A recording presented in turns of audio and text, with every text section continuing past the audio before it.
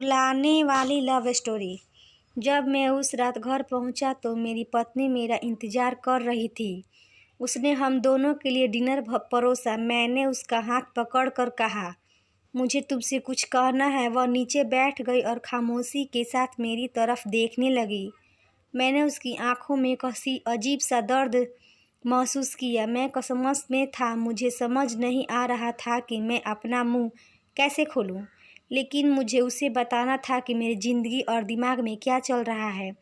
मुझे उसे बताना था कि मुझे तलाक चाहिए। मैंने शांति से इस बात को उसके आगे रखा। वह मेरी बातों से नाराज़ नहीं लग रही थी, बल्कि उसने धीरे से मुझसे पूछा, क्यों? मैंने उसके सवाल से परहेज किया। तब इससे वह नाराज़ हो गई। उसने अपने हाथ में पकड़ी चम्मच फेंक दी और मुझ पर चिल्लाई, तुम जानवर हो। उस रात हमने आपस में बात नहीं की। वह पूरी रात रोती रही। मुझे पता था कि वह जानना चाहती थी कि हमारे शादीशुदा जीवन को क्या हुआ था, लेकिन मैं शायद ही उसे कोई संतोषजनक उत्तर दे पाता। मैं उसे कैसे बताता कि जिस दिल में पहले उसका घर था, उस पर अब रीना का राज है। मैं अब उससे प्यार नहीं करता था, मुझे बस उस पर दया आती थी। अपराध बोध की गहरी भावना के साथ मैंने एक तलाक के समझौते का पेपर तैयार किया, जिसमें कहा गया था कि वह हमारा घर, हमारी कार और मेरी कंपनी की 30% हिस्सेदारी की मालकिन होगी। जब उसको मैंने वो पेपर दिए तो उसने पल भर पर उस पर नज़र डाली और फिर उसके टुकड़े टुकड़े कर दिए। जिस स्त्री ने अपने जीवन के 10 वर्ष मेरे साथ बिताए थे, वह अब अजनबी सी लगने लगी थी। मुझे उसके टाइम, संसाधनों और ऊर्जा को उसने मुझ पर खर्च किया। उसने उसके लिए खेद हुआ, लेकिन मैंने जो कहा था मैं उसे वापस नहीं ले सकता था, क्योंकि मैं रीना से बहुत प्यार करता था। अंत में वह मेरे सामने ज़ोर ज़ोर से रोई।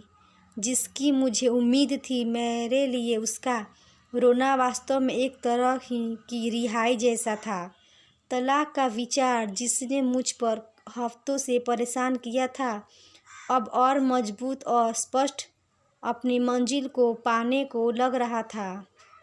अगले दिन मैं बहुत देर से घर वापस आया और देखा कि वह मेज पर खड़ी कुछ लिख रही थी। मैंने रात का खाना नहीं खाया और सीधे सोने चला गया और सुबह तेज़ी से सो गया, क्योंकि मैं रीना के साथ एक व्यस्त दिन के बाद थक गया था। जब मैं उठा तब भी वह टेबल पर लिख रही थी। मुझे परवाह नहीं थी, इसलिए मैं पलट गया और फिर से सो गया। सुबह उसने अपने तलाक की शर्त मुझे बताई। वह मुझसे कुछ नहीं चाहती थी, लेकिन तलाक से पहले उससे 1 महीने का नोटिस चाहिए था। उसने अनुरोध किया कि उस 1 महीने में वह दोनों यथासंभव सामान्य जीवन जीने के लिए संघर्ष करें। इसके लिए उसने कारण सरल थे। हमारे बेटे के लिए 1 महीने में परीक्षा थी और वह हमारी टूटी हुई शादी से उसे मेंटली डिस्टर्ब नहीं करना चाहती थी। आशा करती हूँ कि ये मेरी स्टोरी आपको पसंद आई होगी। अगर आप लोग मेरी वीडियो को पहली बार देख रहे हो तो प्लीज़ मेरी चैनल को लाइक, कमेंट एंड सब्सक्राइब कर दीजिए। धन्यवाद।